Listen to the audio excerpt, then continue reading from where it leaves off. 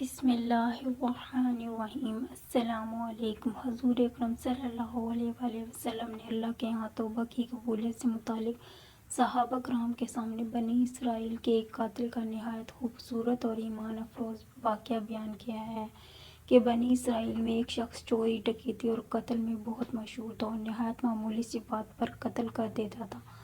ہوتے ہوتے اس کے ہاتھ سے 99 افراد کا قتل ہو چکا۔ اس کے بعد اس کے دل میں احساس پیدا ہوا کہ مجھے بھی تو اللہ کے یہاں جانا ہے۔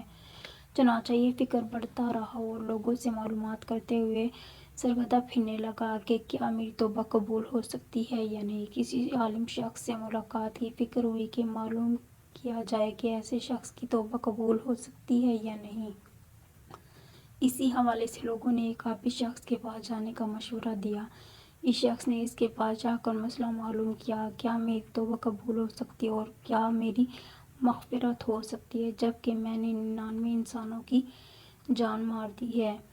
تو اس عابد شخص کو اس مسئلے کے بارے میں زیادہ معلوم نہیں تھا، تو اس نے اپنی عقل سے قیاس آرائی کی جو کہ آدمی 99 انسانوں کی جان مار سکتا ہے، اس کو مغفرت کہاں سے ہوگی۔ چنانچہ اس نے کہہ دیا کہ تیری توبہ قبول نہیں ہوگی۔ تو اس شخص نے غصے اور جلال میں آ کر اس کو بھی قتل کر کے 100 کا حصہ مکمل کر دیا کہ جب میری توبہ قبول نہیں ہونی تو تجھے بھی ختم کر کے 100 پورے کر دیتا ہوں۔ چنانچہ اس نے یہ 100 کا حصہ مکمل کر دیا، مگر اس کے دل میں پھر بھی یہ خیال تھا کہ میری مغفرت کی کوئی نہ کوئی شکل ضرور موجود ہوگی۔ اس لیے اس نے لوگوں سے پھر معلومات کا سلسلہ جاری کر دیا کہ روئے زمین میں سب سے بڑا عالم کون ہے، وہی میرے مسئلے کا حل بتا سکتا ہے۔ آخر لوگوں نے اس کو بتلایا کہ فلاں جگہ ایک عالم رہتا ہے، اس سے جا کے معلوم کرو۔ چنانچہ اس نے اس عالم صاحب کے پاس جا کر اپنی زندگی کی ساری کارگزاری سنائی اور 100 آدمیوں کو کس طرح سے قتل کیا سارا کارنامہ سنا دیا۔ معلوم کیا کہ اب بتلائیے کہ میری توبہ قبول ہو سکتی ہے یا نہیں، کیا اللہ کے ہاں مجھ جیسے گناہ گار کے لیے بھی مغفرت کا کوئی خانہ ہے۔ تو اس عالم صاحب کو جو کہ علم تھا تو اس نے بتلایا کہ تیرے گناہ معاف کرنے میں اللہ کے ہاں کوئی رکاوٹ نہیں ہے، اللہ کی رحمت کا سمندر تجھ جیسے گناہ گاروں کے گناہوں سے بہت بڑا اور وسیع ہے۔ چنانچہ اس عالم صاحب نے اس سے مشورہ دیا کہ تم فلاں جگہ سفر کر کے جاؤ، وہاں کچھ اللہ کے بندے رہتے ہیں، ان کا مشغلہ صرف اللہ کی عبادت ہے، ان کے ساتھ مل کر اللہ کی عبادت کرو اور نادم ہو کر اپنے گناہوں کی معافی مانگو، انشاءاللہ تمہاری مغفرت ہو جائے گی۔ جب اس شخص نے آدھا راستہ طے کر لیا تو ملک الموت آ گئے۔ اب اس کی روح لے جانے کا مسئلہ کھڑا ہو گیا۔ آسمانوں سے رحمت کے فرشتے بھی آئے اور عذاب کے بھی۔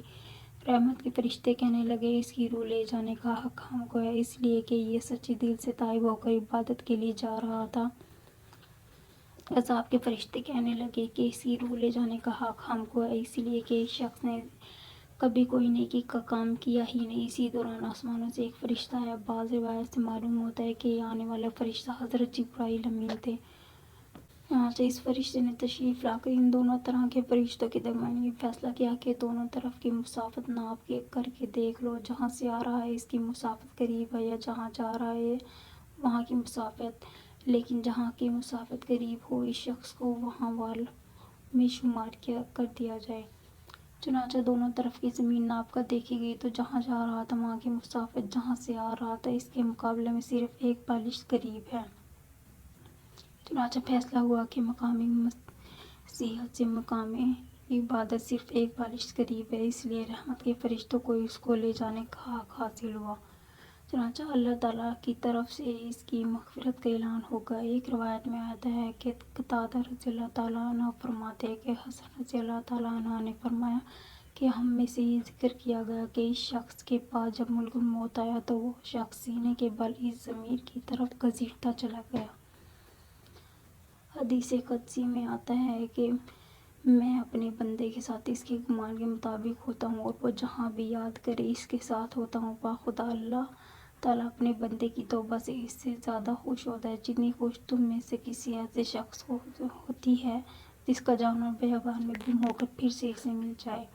اور جو شخص ایک بالش میری طرف قریب آتا ہے تو میں ایک ہاتھ اس کے قریب ہو جاتا ہوں، اور جو شخص میرے ایک ہاتھ قریب آتا ہے میں اس کے ایک یعنی پھیلائے ہوئے دونوں ہاتھوں کے درمیان کی مسافت کے قریب جاتا ہوں، اور جب وہ میری طرف چل کر آتا ہے تو میں اس کی طرف دوڑ کر آتا ہوں۔